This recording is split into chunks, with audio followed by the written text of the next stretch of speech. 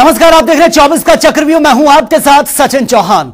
चरखी दादरी में पूर्व सीएम मनोहर लाल ने विजय संकल्प रैली को संबोधित किया और कांग्रेस को लेकर जमकर निशाना भी साधा। उन्होंने कहा कि कांग्रेस हार के डर से बौखलाई हुई है। राहुल गांधी पर निशाना साधते हुए कहा कि जब तक राहुल गांधी कांग्रेस पार्टी में रहेंगे तब तक बीजेपी आगे बढ़ती रहेगी और कांग्रेस खत्म होती रहेगी। साथ ही उन्होंने कहा कि पिछले सालों में बीजेपी के शासन में कई काम हुए हैं जिनकी उपलब्धियां भी उन्होंने गिनवाई हैं।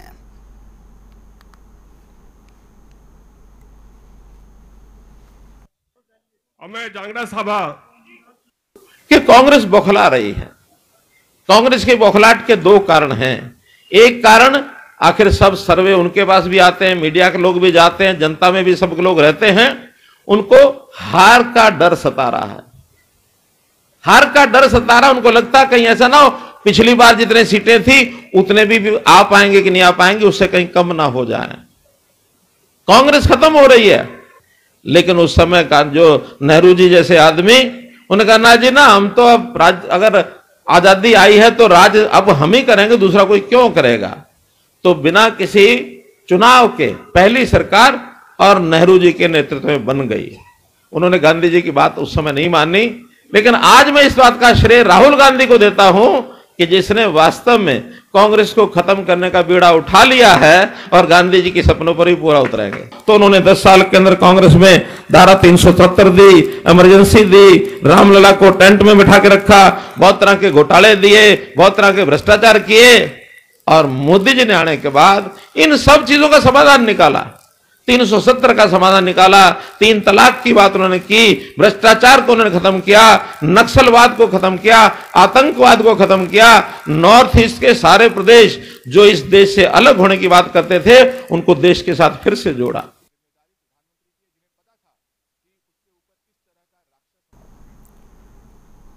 और वहीं पंचकुला के पंचकमल कार्यालय में बीजेपी ज्वाइनिंग कार्यक्रम का आयोजन यह हुआ है। इस दौरान मुख्यमंत्री नायब सैनी, विधानसभा स्पीकर ज्ञानचंद गुप्ता और हरियाणा के राज्य मंत्री असीम गोयल भी मौजूद रहे हैं। जहां पर सीएम नायब सैनी ने अशोक शेरवाल, कुसुम शेरवाल और हरपाल कंबोज को पटका पहनाकर बीजेपी में शामिल करवा दिया। इस दौरान सीएम ने अपने संबोधन में कहा कि बीजेपी में शामिल हुए सभी नेताओं का धन्यवाद। पिछले 10 सालों में बीजेपी सरकार ने हर वर्ग के लिए मजबूती से काम किया है और देश के लोगों का विश्वास भी बढ़ा है। सरकार ने पिछले 10 वर्षों में जो काम किए हैं, जो गरीब व्यक्ति तक सरकार पहुंची है, योजनाबद्ध तरीके से पहुंची है और सरकार ने हर वर्ग को कहीं ना कहीं मजबूती देने का काम पिछले 10 वर्षों में किया है। आज उसका ही परिणाम है कि आज देश का हर नागरिक नरेंद्र मोदी जी के इन कार्यों से, नरेंद्र मोदी जी की नीतियों से प्रभावित होकर के नरेंद्र मोदी जी को तीसरी बार इस देश की बड़े मैंडेट के साथ गद्दी देने जा रहे हैं। क्योंकि लोग आज इस बात को लेकर के वो उनका विश्वास बढ़ा है कि ये देश अगर आगे बढ़ सकता है तो एक ही व्यक्ति है, वो नरेंद्र मोदी है। उनके नेतृत्व में ये देश विकास की ऊंचाइयों को छू सकता है।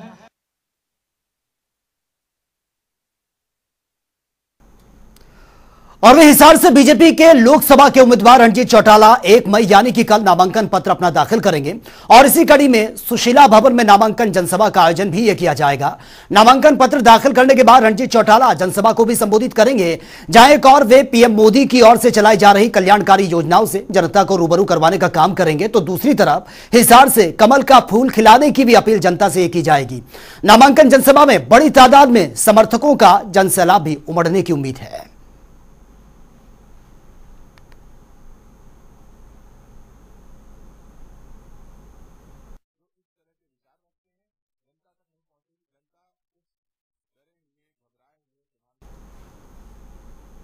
तो कल नामांकन दाखिल करेंगे रणजीत चौटाला, लेकिन उससे पहले तैयारियां जोरों शोरों पर चल रही हैं। नामांकन जनसभा को संबोधित करने का भी कार्यक्रम है और हिसार के सुशीला भवन में यह कार्यक्रम आयोजित होगा और जनसभा में जनसैलाब उमड़ने की पूरी संभावना है। जनसभा को भी संबोधित करेंगे और हिसार से लोकसभा उम्मीदवार हैं, उनको पार्टी ने मैदान में उतारा है। रणजीत चौटाला को कल नामांकन अपना वो फाइल करेंगे, नामांकन दाखिल करेंगे और नामांकन जनसभा को भी संबोधित करने का कार्यक्रम है।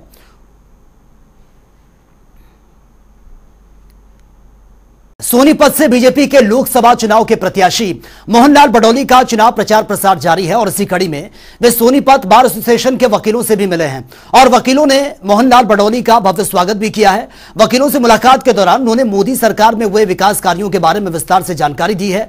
साथ ही मोदी जी को तीसरी बार पीएम बनाने की अपील भी की है और वहीं फेक वीडियो को लेकर कांग्रेस पार्टी पर जमकर निशाना साधते हुए भी नजर आए हैं। उन्होंने कहा कि बीजेपी सरकार हमेशा से एससी और एसटी समुदाय को हक दिलवाने के लिए तत्पर रही है।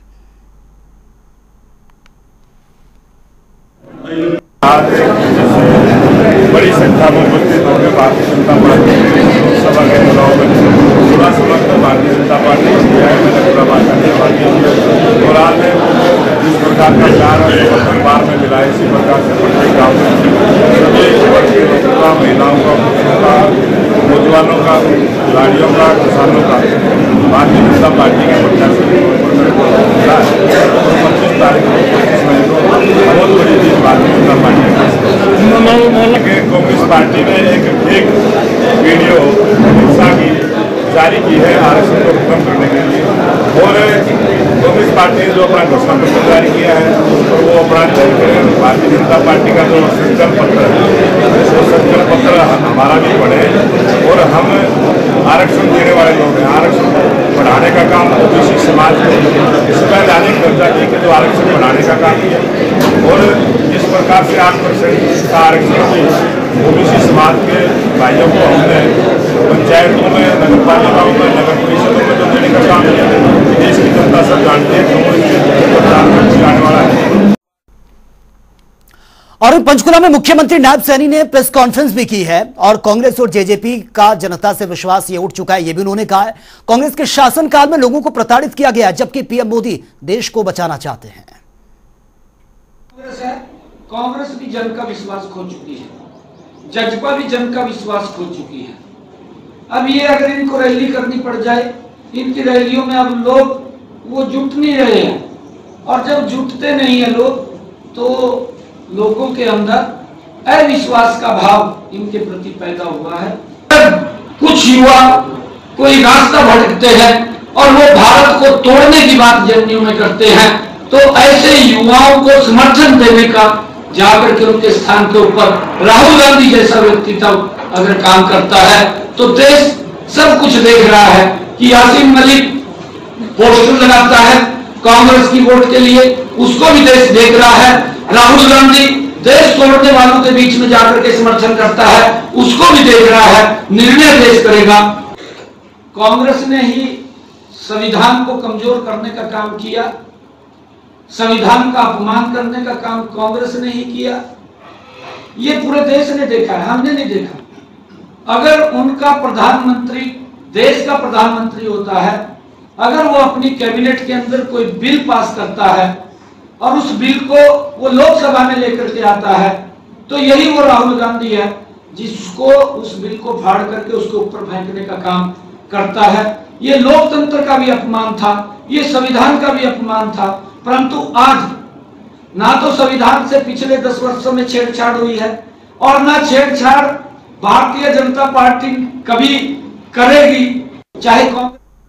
और वहीं सिरसा से लोकसभा चुनाव प्रत्याशी और वरिष्ठ कांग्रेस नेता कुमारी सैलजा लगातार चुनाव प्रचार प्रसार में जुटी हुई हैं और इसी कड़ी में उन्होंने सिरसा के डबवाली रोड दिल्ली पुल से लेकर कांग्रेस भवन तक रोड शो भी किया और वहीं फतेहाबाद में भी ओपन जीप पर सवार होकर कुमारी सैलजा रैली करती हुई भी नजर आई हैं। रोड शो के दौरान कांग्रेस और आप कार्यकर्ताओं का सैलाब भी देखने को मिला है। पत्रकारों से बातचीत के दौरान सैलजा ने श्रुति चौधरी का टिकट कटने पर भी अपना स्टेटमेंट दिया है। उन्होंने कहा कि हालांकि टिकट कटने से किरण और श्रुति निराश जरूर हैं लेकिन कांग्रेस पार्टी से नाराज नहीं है। और ये दो तस्वीरें हम आपको दिखाने जा रहे हैं। देखिए, ये आज रोड शो की तस्वीरें हैं। पहली तस्वीर डबवाली में भव्य रोड शो की तस्वीर आपके सामने और फतेहाबाद में भी ये रोड शो हुआ है जिसमें कार्यकर्ता बढ़ चढ़कर उन्होंने हिस्सा लिया है और आम जनता से वोट की अपील भी की है। पार्टी में तरह तरह की बातें होती हैं कि हमारी पार्टी का अंदरूनी फैसले होते हैं कि किसको कहाँ से टिकट मिले। तो ये बात है, कभी लगता है कि आज के दिन कुछ नहीं। आपको याद होगा 89 में जब मुझे टिकट नहीं मिली उसमें उस समय कुछ लोगों को लगता था लेकिन 91 में मुझे फिर मिली। और मैं फिर यहाँ से तो ये राजनीति में ये चीज़ें अप्स एंड डाउन्स होती हैं। हमें विश्वास है श्रुति जी को आगे फिर से अच्छा मौका मिलेगा। राजनीति दिखाई दे रही है, क्या उनको बनाया जाएगा? एक बार मायूसी होती है, उसमें कोई ऐसी काम नहीं, स्वाभाविक बात है। आप नॉमिनेशन कब फाइल करेंगे? 1 तारीख। और इस सिरसा की रानिया विधानसभा सीट से निर्दलीय विधायक रहे रणजीत चौटाला का विधायक पद से इस्तीफा मंजूर हो गया है और मंगलवार को हरियाणा विधानसभा के अध्यक्ष ज्ञानचंद गुप्ता ने इसकी पुष्टि कर दी है। रणजीत चौटाला ने निजी तौर पर विधानसभा अध्यक्ष के सामने पेश होने के बाद इस्तीफे का सत्यापन भी किया है। ज्ञानचंद गुप्ता ने जानकारी देते हुए कहा कि 24 मार्च से हमने उनका जो इस्तीफा है वो मंजूर कर लिया। हालांकि रणजीत चौटाला मंत्री बने रहेंगे और नियम के मुताबिक विधायक न रहने के बावजूद रणजीत चौटाला 6 महीने तक मंत्री बने रहेंगे। फिर तो जनता उन्हों का जो रेजिग्नेशन आया था उसके सत्यापन के लिए पहले हमने 23 अप्रैल को बुलाया था, लेकिन व्यक्तिगत कारणों से वो नहीं आ पाए थे। आज 30 तारीख के लिए हमने यहाँ पर बुलाया था और उन्होंने इस बात का सत्यापन किया है कि जो ये रेजिग्नेशन भेजा गया है मेरे द्वारा ही भेजा गया है और उनके जो ये साइन हैं मेरे ही हैं। किसी दबाव में, किसी प्रेशर में, किसी लालच में इस्तीफा नहीं दिया गया कि व्यक्तिगत रूप से पहुंच करके जो स्पीकर है उसको रेजिग्नेशन देना ज़रूरी है। हाँ, मंजूर हो गया। देखिए तीसरे चौथे कैंडिडेट का आकलन करना मेरा काम नहीं है। मेरा काम चुनाव जीतना है। मेरा काम कमल का फूल जीत के ले जाके मोदी साहब को देने का है। मैं मेरी लाइन बड़ी कर रहा हूँ, मैं किसी की छोटी नहीं कर रहा। वो हमारे बच्चे हैं। सुनो, आपने भी 1 मिनट, हमारे सामाजिक देवलाल के परिवार की प्रकाष्ठा हो रहा है। यहाँ विधानसभा में देखे थे आप थे, जब मैं वोट लेने गया दोनों बच्चों ने, नैना ने, दुष्यंत ने, दोनों ने मेरे पैरों के हाथ रखा। वो हमारे रिश्ते रहेंगे। और वे आम आदमी पार्टी के वरिष्ठ नेता संजय सिंह कुरुक्षेत्र के दौरे पर रहे हैं, जहां पर उन्होंने कार्यकर्ताओं के साथ चुनावी संवाद किया, मीडिया से भी मुखातिब हुए हैं। संजय सिंह ने कहा कि कुरुक्षेत्र में सुशील गुप्ता की जीत होने जा रही है। अब जनता इंडिया अलायंस के साथ खड़ी नजर आ रही है, तो वहीं उन्होंने बीजेपी सरकार पर भी जमकर निशाना साधा है। अब कह रहे 400 पार, 400 पार, 400 पार। जनता करे तड़ी पार, तड़ी पार, तड़ी पार। इनको देश की जनता तड़ी पार करेगी। 300 से ज्यादा सीटें इंडिया गठबंधन की आने जा रही हैं और 4 हमारे प्रमुख वादे हैं जो हरियाणा के लोगों से, कुरुक्षेत्र के लोगों से करने के लिए आया हूं और ये मैं अरविंद केजरीवाल के भरोसे करने आया हूं। और आप जानते हैं अरविंद केजरीवाल ने जो कह दिया उसको करके दिखाते हैं। वादे से ज्यादा काम हिंदुस्तान में कौन करके दिखाता है? अरविंद केजरीवाल। अपने घोषणा पत्र से ज्यादा काम कौन करके दिखाता है? अरविंद केजरीवाल। उन्होंने संदेशा भेजा है, कुरुक्षेत्र के लोगों से कहने आया हूं, जिस दिन इंडिया गठबंधन की सरकार बनेगी पूरे देश में 200 यूनिट बिजली फ्री होगी। पीएम मोदी के नेतृत्व में 400 पार का लक्ष्य हासिल करने के लिए बीजेपी संगठन का हर कार्यकर्ता अपने अपने स्तर पर तैयारियों में जुटा हुआ है। और इधर केंद्रीय मंत्री शाह ने प्रेस कॉन्फ्रेंस के दौरान असम में 12 लोकसभा सीटें जीतने का दावा किया, तो उधर असम में बीजेपी चुनाव के प्रभारी कैप्टन अभिमन्यु ने बारपेटा लोकसभा के अंतर्गत बोंगाईगांव जिला की चुनाव संचालन समिति के सदस्यों के साथ विचार विमर्श मंथन किया है। उन्होंने सोशल मीडिया पर पोस्ट कर जानकारी देते हुए कहा कि बैठक के दौरान लोकसभा चुनाव में आगामी रणनीति पर चर्चा हुई है और अब की बार 400 पार के संकल्प को पूरा करने के लिए सारा एनडीए परिवार एकजुट है।